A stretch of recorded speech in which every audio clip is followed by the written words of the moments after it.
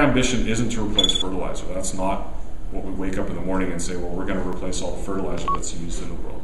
But for example, phosphate is a limited resource. I think we can all agree that there is a finite amount of phosphate. Now there's a big debate about how long we have to mine that phosphate. The easily mineable phosphate is anywhere from 75 to 150 years. I've heard everything in between those two ranges in terms of how many years left we have of easily mineable phosphate. Now if you have a European perspective and you hear 75 to 150 years, you go, oh, that's a very short period of time.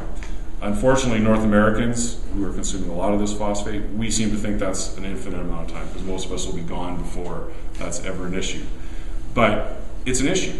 And so we have to think about how do we make most effective use of phosphate. When we take phosphate out of the ground and go back and apply it to a crop, 60 to 70% of that phosphate gets tied up. That's not an incredibly efficient use of a natural resource. That's kind of inefficient in my mind. When you have 70% or 2/3 of what you're putting down not being used in an effective way. So can we use our technology and our tools to make better use of that? We believe so.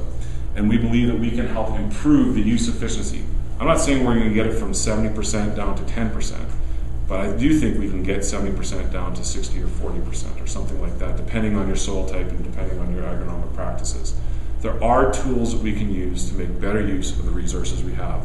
And as commodity prices rise, farmers are incentivized to think creatively about this, and they're also getting paid better so they can invest more in technologies that will help them.